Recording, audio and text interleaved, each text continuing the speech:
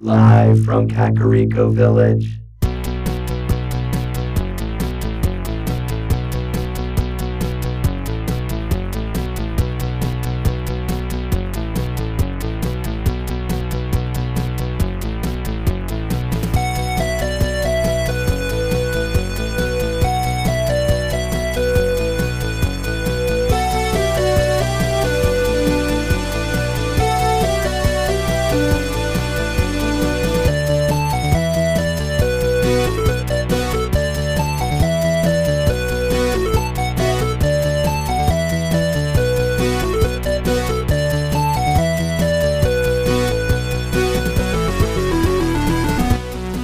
Broadcast throughout the Retroverse, transmitted to the real world via a maze of wires connecting a Super Nintendo to a Wii, to a Wi-Fi network, and finally to the internet.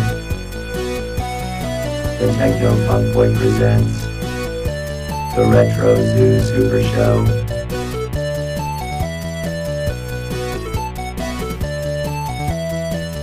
Now here are your hosts, Kai and Steven.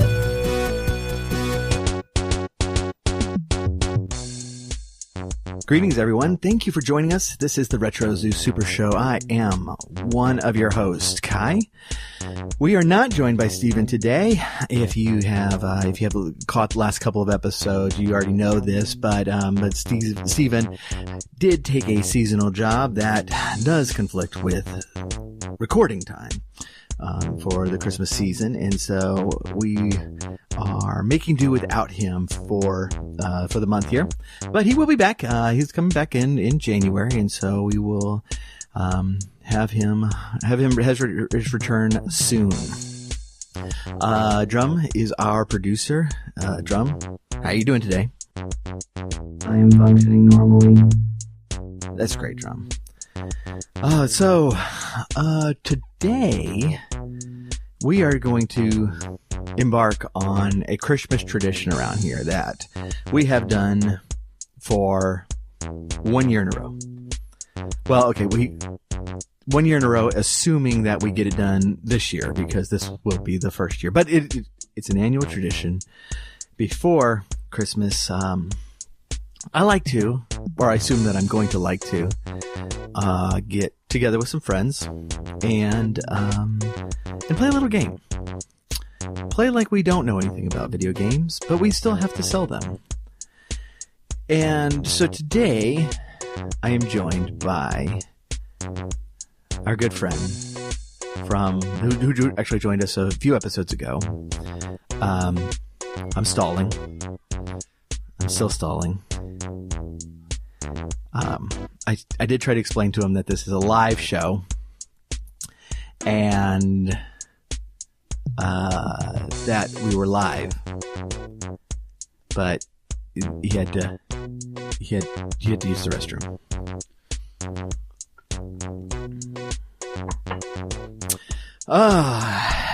And then we were also going to be joined by another guest who got lost on the way to the studio. And so, once again, I'm kind of left by myself. He is peeing for a very long time. This is just getting awkward now. Okay, let me tell you what we're going to do. So, we have each picked a few games out of the game library here in the studio. And we are going to use them to challenge one another. And the way this is going to work is that we are going to pretend like we are a salesman in an electronics store or Walmart, something like that. And this game is on the shelf. And we don't know anything about it. We don't, we've never played it. We haven't read the back even. We are just going to try to pitch this game by just looking at the cover image and making up a story associated with this game. And so as soon as one of my guests gets here, then Drum, wait, Drum, where are you going? You can't leave. He has requested toilet paper. Okay. Yeah, that's fine then. Just go ahead. Oh, good, you're back. Welcome. Here I am. So, yeah, we're like several minutes into the program. That's good to know. I didn't tell anybody what was going on. That I was in the bathroom? Well, I did tell people that. Oh, okay. And Drum said that he had to go give me toilet paper. Thanks, Drum. You're welcome. That Drum's a good chap. So, all right. So I have, and just to introduce who we have, we do have Dan Gilak here. He joined us for a couple of episodes discussing Castlevania music a few weeks back. Yeah. But I appreciate you coming back. Absolutely. You are somehow able to make it through the transdimensional warp portal between the real world and the retro world. Yeah, I think because of science, if I remember that's correctly. Right. That was the explanation. Science. Yes. Science. So very good. All right. So I have kind of explained the game. We have each picked out 3. And what we shall now do is try to sell these games to one another without knowing or pretending to know nothing about them. I think we actually know all these games. I certainly do, because you borrowed them from my... Yeah, your collection there. My thing, yeah. So, I don't have a coin to flip. All right, we're gonna pick a number. Okay. We're gonna pick a number 1 through 5. I'll pick the number, and then whichever one of us is closest, we'll go first. Okay. All right. So I'm thinking of a number. All right. Do I pick? Go ahead. 3. 3. No, that was wrong. It was 5. Oh, okay. So it actually was 3. That's really unfortunate. So go ahead. So I go first? Yes. Okay. So how does this work? Do I hand one of these to you? Yeah. You hand one of those to me. Okay. And you are the customer Here you go. is thinking about. Oh yes. I'm thinking about buying this. Right. This is Earthworm Jim. Mm-hmm. Jim. Yeah. What can you tell me about Genesis. Earthworm Jim? Yeah.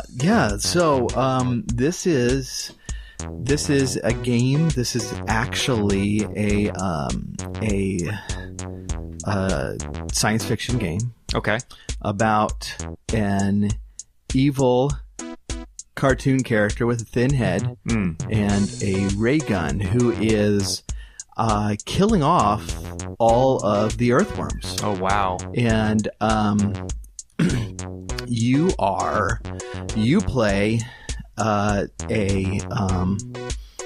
gardener whose name is Jim. Oh, I see. Yes, and your mission is to save the poor defenseless earthworms, because you heard once in science class that earthworms create these they churn up the soil underground that makes it easier for plants to live. So you know from science that if all of the earthworms die, then all the plants will die. Oh yes, that's right. And then everybody else will die.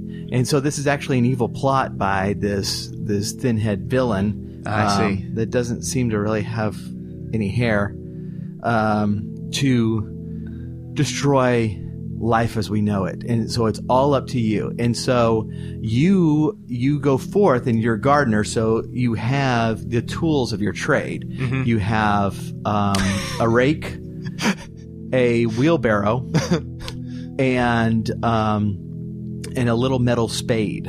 All right. And so those are your weapons. You collect earthworms in your wheelbarrow and save them. Great. As you're going through the level, it's pretty fantastic. And the final battle is really moving. When he dumps your wheelbarrow of earthworms off the cliff, and you jump after them, trying to save as many as possible along the way. I'm gonna be honest with you. I teared up a little bit. That's amazing. Yeah, It's truly moving. yeah. So go buy this game. All right. All right. My turn now?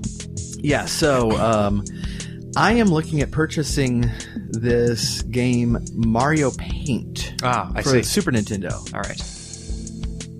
Right. Well, see, here's the thing.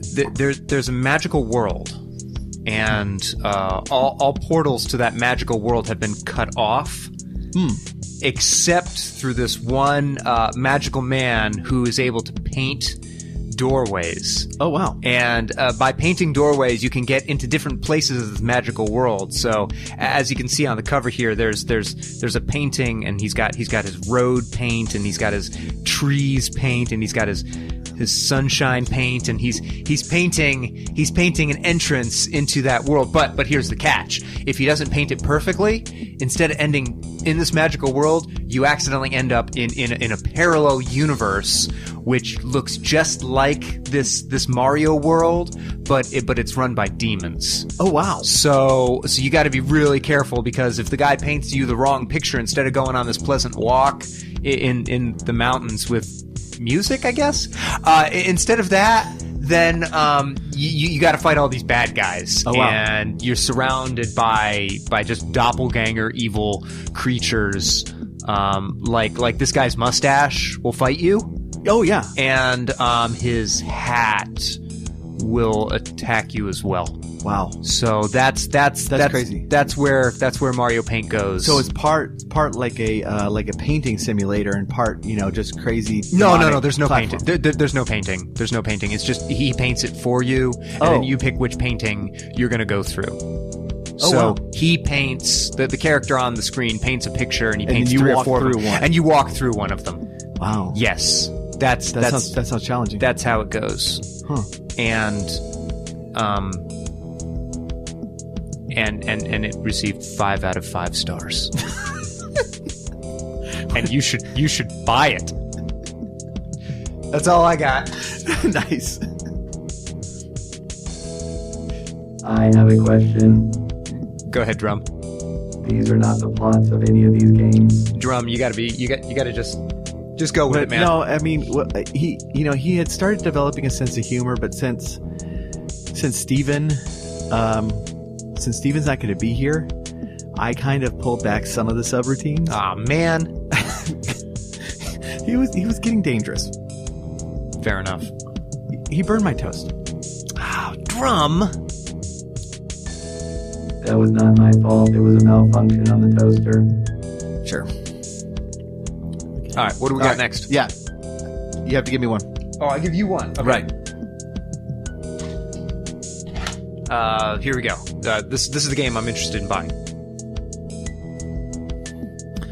All right. This is a NES game. Deja Vu. So this is a spy game. It's kind of a action platformer. Okay. Where you are looking for this particular spy, and So are you a spy? Yes, Okay. you are a spy for the good guys, Okay. and you are looking for a Russian spy, Oh.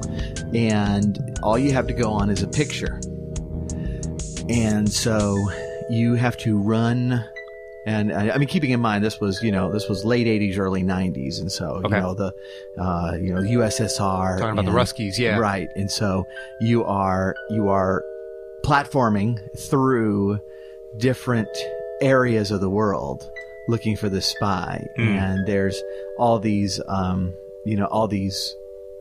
Russian Soviet agents hiding behind bushes, As they do, yeah. right, shooting at you because they recognize you as a super spy, whose name is Jack, because Jack. like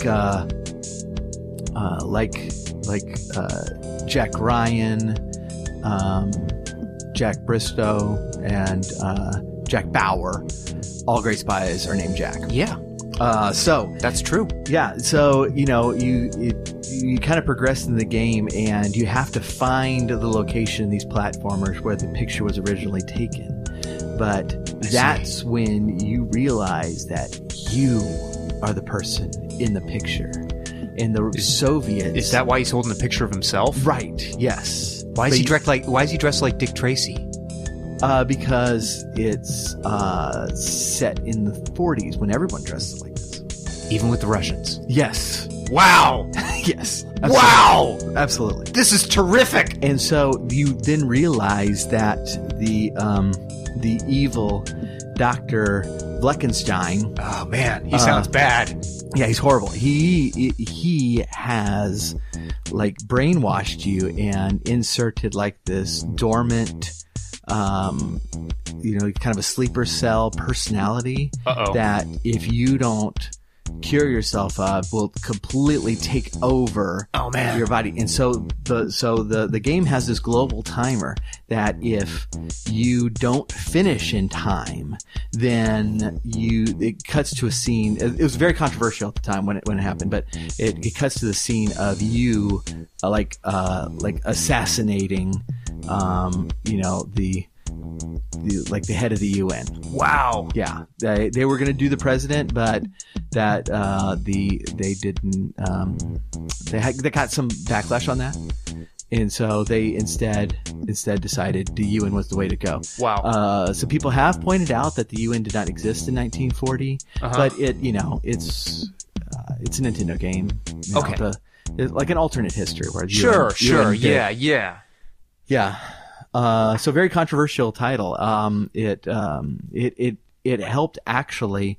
I mean, historically, it helped fan the fires of the Cold War for some time longer. And when this game was released, that's when the USSR decided to really start pushing a buildup, and that is what caused the fall of the Soviet Union. Was this Nintendo game? The release of this very game. Wow. Yeah, that's amazing. Yeah, it was intense. So very good. I just now assume you're going to buy that one. Yes. Put that on the tab as well. These sound terrific. Okay. So I'm looking at this game that is considered to be a classic. Now we're going to have to walk on some eggshells here. With certain individuals in the room, right? So that may have come from certain games. Yeah. So this is a game. It looks like by Capcom, and it features. It's about a man who is a man. Yeah. Who might be mega. Oh. Possibly. So he's a man who's mega. What was that? Nothing. No, we're just talking about a guy from. He's very large. Yeah, big dude. But yeah, I'm looking at this game, and it looks like an old guy in a blue and yellow, disco thing. I don't know. Tell me about this. Yeah. See, this is this is a game about the ancient Aztecs. Oh wow. Yeah. So you got these trees in the background here. So you're gonna be jumping from tree to tree. Wow.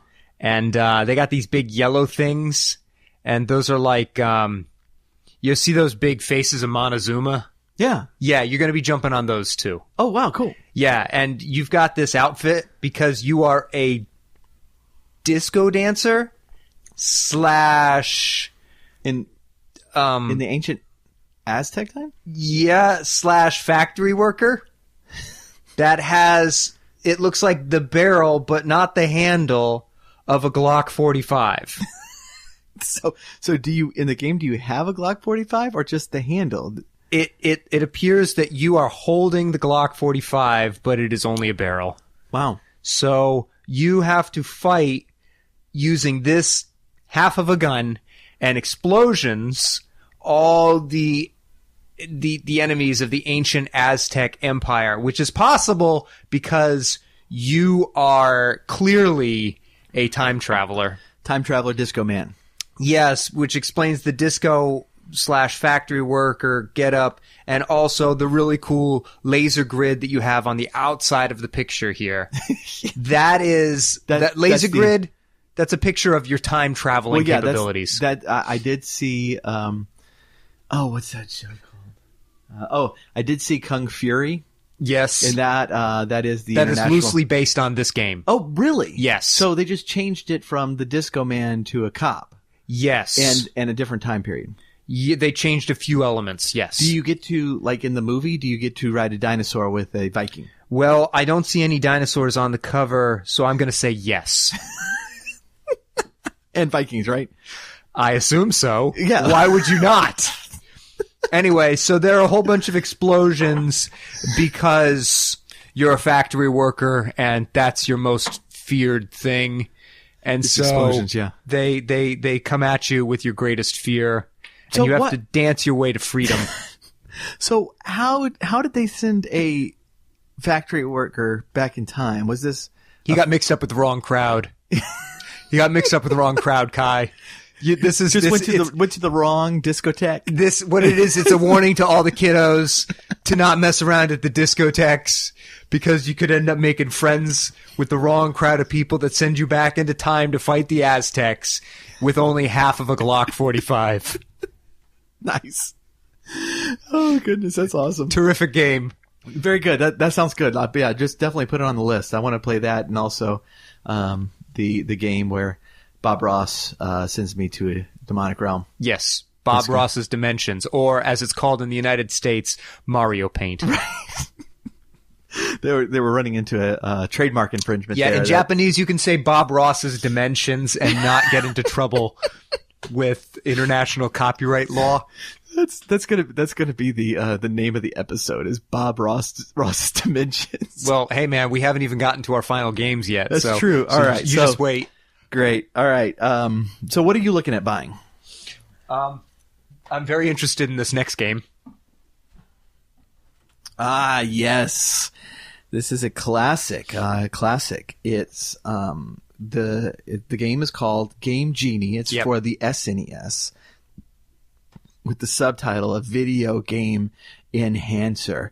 And so this guy on the cover, and you can see he's, very like everything is in the really old fashioned, highly pixelated art. Uh-huh. And that is because this Game Genie has achieved self-consciousness Whoa. within the game. He Whoa. was the villain in a just like just a standard Atari. Oh, sort of like Drum. Right, yes. Oh, okay, great. Hey, Drum, this is kind of a game about you. I actually have a Game Genie function in one of my USB ports. That sounds that's weird. very intimate. Yeah. Okay. But the Game Genie, so like he was a villain in an Atari 2600 game, but he managed to break himself out and achieve self-consciousness. Sweet. And now he is Sweet. sucking children into video games Yay. to drain their life force. Wow. And so Almost sounds like a horror game. it's very scary. Sweet. And so you have to get yourself into the game, kind of like Tron. There was some people did find say that this was very reminiscent of Tron, except a lot scarier. Okay. And so you had to get yourself into the video game so that you could work your way through the various levels to, fight the Game Genie. Now, what's really interesting about this game is that the levels you're actually working your way through several games, and not just his game, because he can move from game to game. So you're chasing him. Oh, I see. And so the different levels are actually like very distinct styles, distinct gameplay. Hey, man, And this so- sounds like a ripoff of Kid Chameleon. I haven't actually played that. Are you kidding? No. Oh, dude, I should have chosen Kid Chameleon then. And it would have been ironic if I had, described the same thing, and apparently I'm describing Kid Chameleon. You're kind of describing Kid Chameleon. Well, yeah, Galoob did sue Kid Chameleon for stealing the idea. Very good. Very Yeah. good. So yeah. this is like So this is the original. This is the OG Kid Chameleon. Yeah. Okay. Okay. Say no more. I'm sold. That sounds terrific. Yeah, so like there's, the first level is a platformer, and then you go into an RPG, and then you go to a shmup, and then you just kind of keep going through different genres, and it's very interesting. It's a very difficult game. It's considered, right up there with in the difficulty levels. Same level as like a Battletoads. So it's very good. difficult. Yeah. Very good. Yeah. Sweet. All right. But in the meantime, as I'm going to ring up your game selections, I have one more that I'm looking at. I'm very curious about this game. It looks pretty neat. So if you could tell me about this one. Yes, this is the immensely popular Final Fantasy Tactics for the PlayStation, and it involves metal pants that you wear. Basically, it's a chess game. It's basically chess. So they take characters from different games from the Final Fantasy franchise, right? Mm-hmm. And then they put them on like a game board, and they have them face off against each other using their signature moves, and you have to combine the moves in various formats to defeat your opponents. But it's also chess at the same time, yeah? So you're on horses. So have you played this game? No, I haven't. Because you're describing the game. Are you kidding? Yeah! Do I win? Do I win this? That's very good. Is that really the case? Well, it is a kind of a chessboard layout. Okay. Where you move your one piece at a time. Oh man. Okay. There's only one character from a prior Final Fantasy, and that's Cloud, that you can get. And is that this little girl on the back? No, I don't think he's on the back. He's a hidden character. Oh, I see. But besides that, it is basically an RPG chess game. Wow. Where you can gain levels and different abilities and stuff. I think I need to try this again then. Go for it. Okay, so forget what I said before. I was thinking about a different game. I was thinking about another game. You were thinking about Final Fantasy Tactics, not Final Fantasy Tactics. Final Fantasy Tactics is a game where you ride your horses to distant lands. But those kind of look like chickens. You ride your chicken horses to different lands, and you have to fight people. One of whom is this gigantic robot-looking guy with a giant sword, but the head of a little girl. And there are dragons and a belly dancer, apparently, and more of these giant chicken things. But it's all a dream, really. But it's the last dream, which is why it's called the Final Fantasy. And you got to be smart, because you're fighting a bunch of bad guys, and so that's why it's called Tactics. That's the original Japanese translation, and it's an awkward translation. They should have named it something else, in my opinion. Like, what should they have named it? Quest for the Victory. Yes.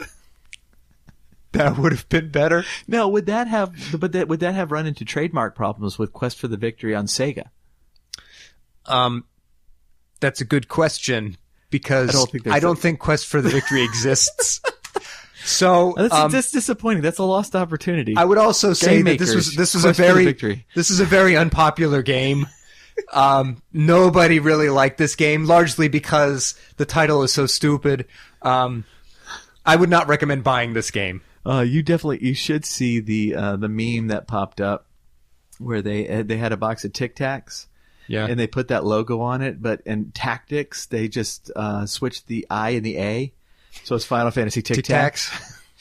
Yeah, that would work. It still would be a better title than Final Fantasy Tactics. I'm very impressed that you actually guessed the premise of that game, not having played it. It's actually a pretty fantastic game. What we should do is, we should round this again, but make sure that we find the most obscure games we can.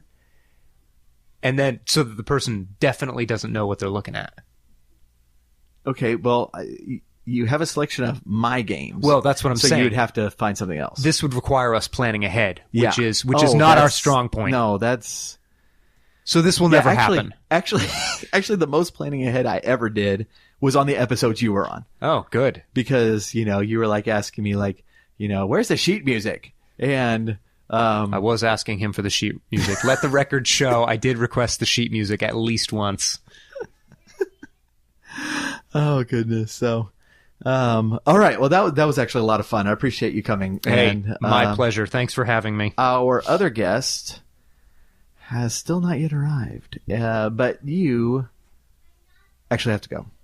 So He's on his way, he says. Oh, cool. So 21 minutes ago. Oh, okay. So he actually should be arriving hopefully during the break, and we can make maybe. Okay, what do you think about this?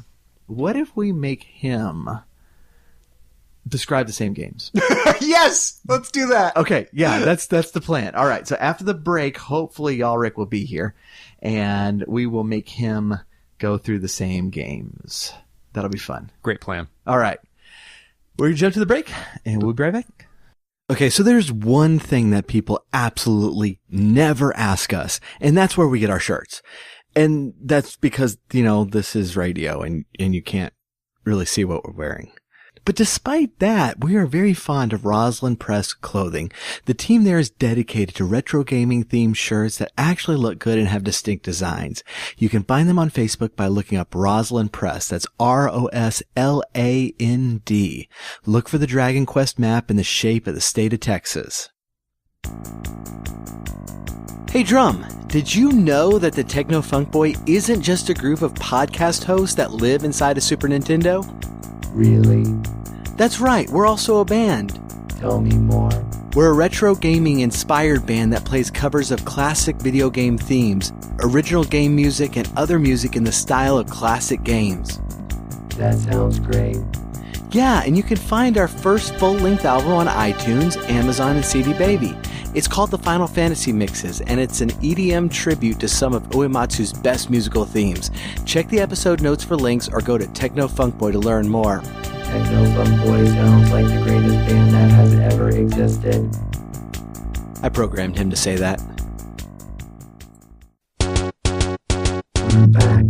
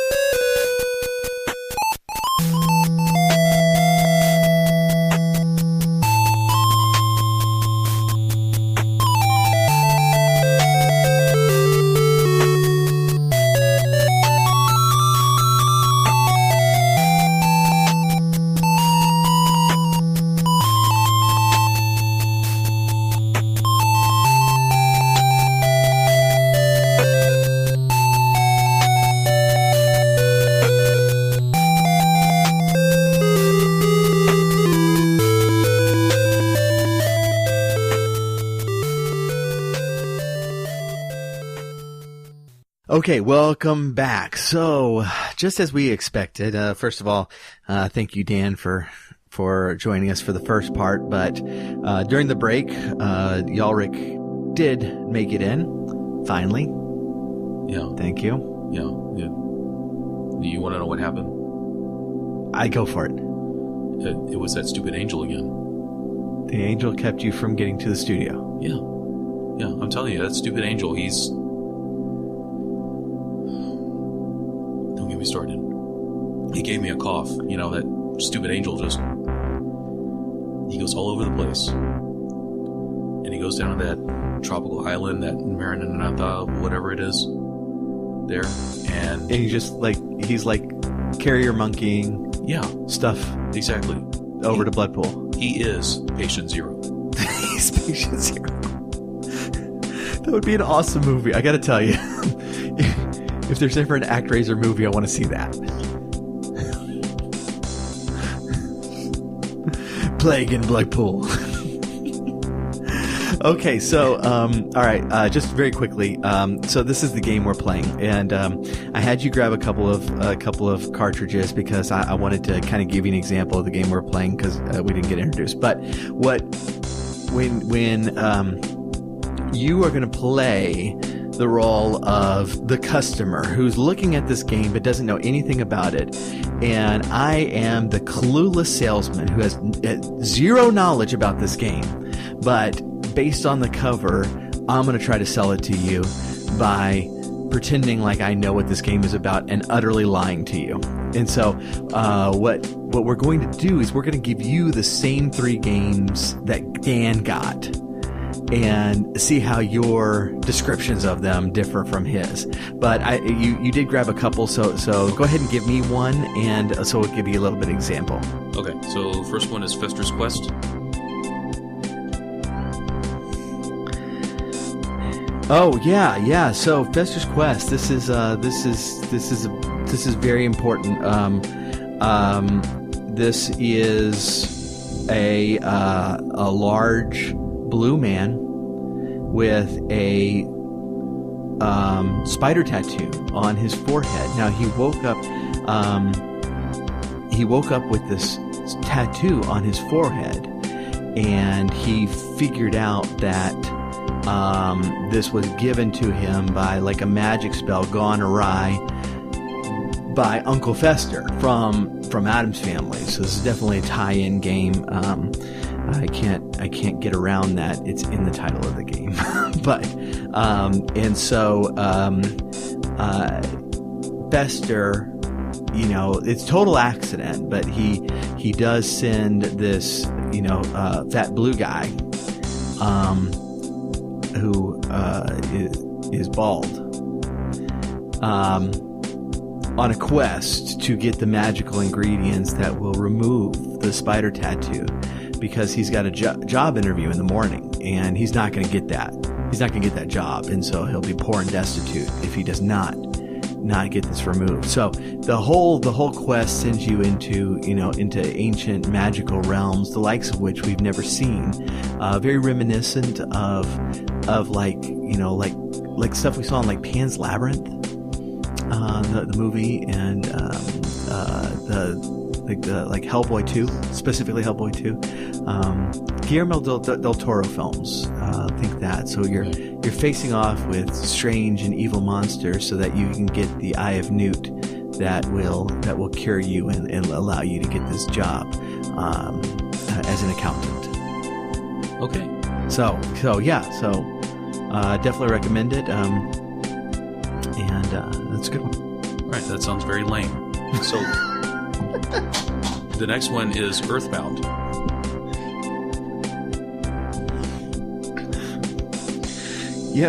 Earthbound is definitely a classic. So what this is about is that you are in the spaceship that gets blown up in an intergalactic battle, and you get into your space suit, which is very bulky and has some spikes on it. And and that's for your protection as you float through space. And you have a certain amount of jetpack fuel, and your mission through space and time is to get back home to Earth. And so it's kind of a shoot 'em up, where you are on your own in your space suit with spikes on it and a gun, and you're floating down toward Earth, and you can kind of control your speed, but you don't want to get too fast because then you'll burn up in the atmosphere. But you're also facing off against the alien menace on the way. Yeah, that sounds like a stupid game too. So we're gonna put both of these on your tab, and so that you'll go home and play both. Right. So I'm falling to Earth and I'm shooting aliens? Yes, because the aliens are in between you and Earth. You're a lonely spaceman trying to get home to your girlfriend Petunia, who is being held captive by the aliens on Earth. But when I get back home, then you got to face off against the main boss, who has kidnapped Petunia and her dog Fido. But I'm not the same man I was when I was at home. Not? No, because now I'm Rocket Man. So you're just gonna abandon Petunia? I'm not the same man. I'm Rocket Man. Oh, goodness. All right. Well, Mr. Salesman, I've got a couple of titles here that I would like to discuss. The first one is, and as a reminder, in consideration of certain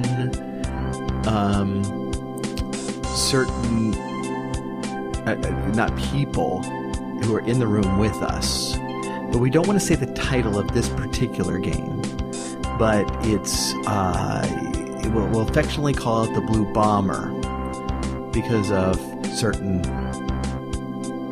beings in the room who might go crazy and destroy everything. Gotcha. If we mention this title.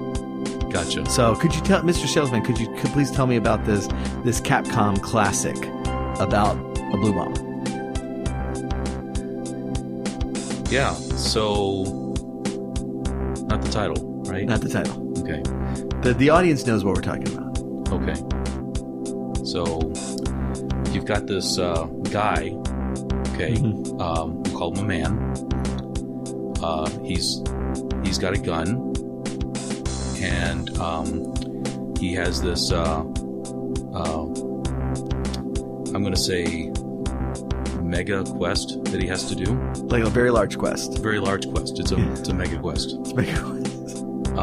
And he's got a gun, and he's dressed in blue with a helmet. And so you're playing this little blue guy, and you have your gun, and I'm assuming that you will be shooting people with the gun. With the gun. Probably in a very mega way. Yeah, yeah. Okay. So who are these people? Are they like aliens? I'm going to say yes. Yeah. That they're probably aliens. Yeah. Because it looks like you're on an alien world. That's true, yes. Yeah. There's, so you got to go through different parts of the world. There's the palm tree world. Palm tree world, yes. That you have to, and these are, let me tell you, these are some mega palm trees. They're much bigger than you. Yes, they are much bigger than you. They are mega palm trees. And so you go through those palm trees, and then there's you go through a city that you have to blow up. Okay. And then finally there's this mega futuristic castle that you have to go through. And nice. You're going to blow up parts of it too. Yeah. Well, I would assume. With your gun. With your gun. Yeah, with your mega gun. That's okay. So that might be where the part of the challenge is. Yeah. Is because it's hard to blow up stuff with a gun. Right. Yeah, and that's where it's really difficult. That's where it gets hard. I mean, blowing up the mega palm trees, that's pretty easy. Yeah, with sure. a gun. You can blow that up with a gun. But the real challenge, and this is this is renowned as being one of the most difficult games ever for a Nintendo, which is why it's so mega. But you have to blow up this whole castle, and not only do you blow up the castle, but you blow up the servants' quarters next to the castle. These little huts. Wait, what did the servants do?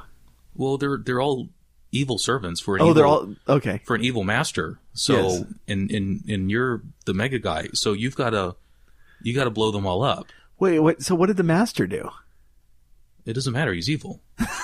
So he's just got evil in the title, so we're opposed to him. Yeah, That's great. He's the evil master. That actually sounds like a lot of Nintendo games. Yes. He's the evil master, so you blow him up, right? That's if he's got if he's master except for the master, of course, from ActRaiser, Right. But if the master doesn't have evil in his title. Right, He's not evil master. He's just the master. Yeah, That's good. The only evil really is that angel, but for Nintendo games, if he's got master in his title or lord, it doesn't really matter what goes ahead of that. He's usually going to be, especially if there's a word ahead of lord. Right. So like Dragon Lord, right? Yeah. is bad, right? But Lord British is good. Okay, You so see? so title before the name, good. Right. Title after the name, usually bad. Exactly. So that's why this guy, the little blue guy, he's got a title before his name. It's a mega title. That's true. Right. Got it. Okay, cool. So that sounds he's great. the good guy. Yeah, that sounds great. Yeah. I think I need to buy that game. Yeah. What about this one though? This is definitely not as lame as what was that other one? Earthbound, where you're just falling through space and fighting. That's stupid. Whoever came up with that idea. I'm not the designer. I'm just a salesman. So what about this one? This is a Super Nintendo game, Mario Paint. Okay, so you play a guy, and I guess he's Mario, and your goal is to paint a picture while getting as much paint on your hat as possible. So. Yeah, So you're just spilling paint? Yeah, you're spilling. The paint is spilling on your head, okay, and that's part of the game because you want the paint to spill on your head. But then you also have to get the paint off your head onto the canvas so that you can draw the picture. That sounds like a pretty lame game. Hey, I'm just Meanwhile, there's like music playing, and you've got to like paint according to the music. So like. If it's happy music, you have to paint in reds and pinks and yellows, and if it's sad music, then you have to paint in blues and sad colors like that. And wow! So you have to complete your picture while timing it to the music. Oh wow! Yeah. You see? Okay, that sounds pretty complicated. Is that do you have to have some artistic skill to do this? Well, no, because you just got paint on your head. So you're just kind of rubbing your hat against the canvas. Basically, yeah. Okay. Yeah. I don't know the guy, the game with the blue guy, which I almost said the name, would have been really bad. That sounds better. The Mega game? Yeah. With the man in it. Yeah. Okay. But what about this one? I ran across this one. I'll tell you that there's a reason they call it Mega. Because it's a good game. I ran across this one on your shelves here, Mr. Proprietor. Yeah. Okay. It's a PlayStation game, and it's got an interesting cover here. It's called Final Fantasy Tactics. Final Fantasy Tactics. Yes. Yes, I know about this game. So you are a horseman, and you've got 4 of your friends, and they all ride horses too. Well, yeah. Okay. That's the only fair way. Yeah. And it'd be really awkward if you were the only member of a very large party with a horse. Yeah, because then no one else can keep up with you. Yeah. I was one time the only member of a very large party Yeah, that's what I was referencing. was the only one who had a horse. Yeah. Yeah, and Especially when everybody tried to hide behind the same rock. Exactly. The horse kind of got in the way. Yeah. Sorry, guys. That's an inside joke. When we were all together playing a little tabletop RPGing. It was actually MERP, Middle Earth role playing, but Yalric was the only member who managed to get a horse, and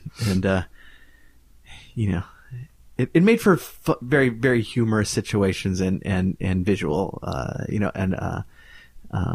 visuals for the game. The biggest problem is figuring out what to do with your horse. Yeah. Especially when you're going into. Actually, I think that one castle. Did you take it in? I did take it in. Yes, that was awesome. I'm not going to leave my horse behind. Oh goodness. Okay, I'm sorry. Let's go. I had to throw a little inside joke in just to confuse our loyal listeners. So, stupid angel was just picking up diseases all over the place. Worse than a 2-year-old at daycare. So you are a horseman with your 4 friends who also have horses, and you have to ride your horses through this river. And the tactical part is that occasionally you have to ride under bridges. And sometimes the bridges are wide enough for all of you to go by. Sometimes only 1 or 2 of you can go through. So then you have to decide using tactics which one goes through first and which one goes through last, because there's enemies on both sides of the bridge. And so do you want to send your strongest through first and leave the weakest behind and face the enemies by himself after all of you have gone through the bridge, under the bridge, or do you send your weakest member in the middle and leave your strongest behind in the rear? It just depends on, do you think the enemies, because you don't know what kind of enemies you have on this side of the bridge, but after you go under the bridge, you don't know what the enemies are like there.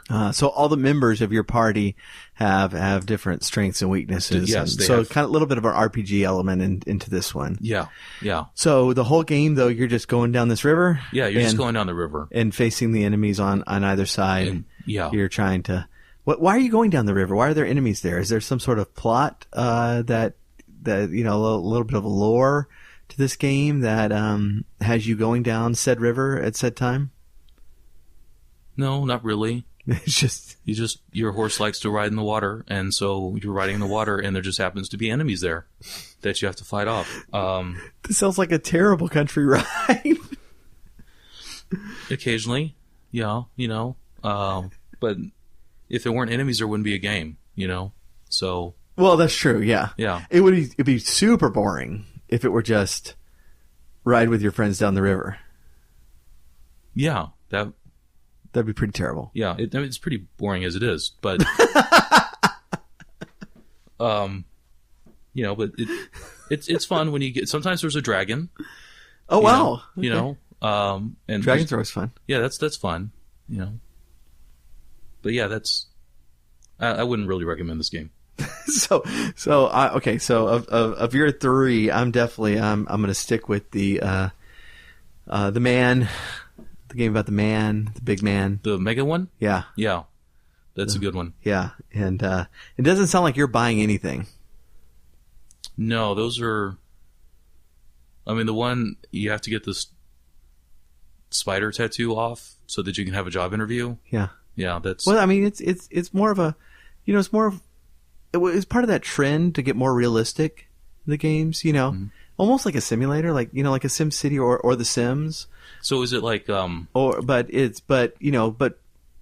much more realistic to life that you got to get this tattoo removed before your job interview. Just set in this kind of action adventure, kind of almost a Zelda atmosphere where you're going through the dungeons and facing demons and werewolves and monsters and giants and Right. And wood sprites. And just a word of advice, kids, from an old blood puller like myself. Don't get a tattoo above your neck or below your elbows. You can get tattoos, but make sure you can cover them so that when you do go on a job interview, you're okay. And you're not having to fight Uncle Fester to get the magic potion to erase the spider tattoo on your forehead. Right. Because that was really a dumb move, really. Yeah, no. No one's going to hire you with a spider tattoo on your forehead. Yeah. Yeah. That's good advice. Yeah, there you go. All right. Well, thank you, Ulrich, for joining us today. And that's it. Okay, so we're gonna have pictures of all these covers if you're not familiar with them on our show notes page, technofunkboy.com/16. That's 16 for the episode 16. And so we will have all our links there and all our images there. So please check it out. Please do sign up for the newsletter while you are there. We're planning our new year of free music releases, and so you definitely want to be on the newsletter so that you will get word about those. Otherwise, thank you very much. We will have our Christmas episode next week, and so looking forward to seeing you then. Bye.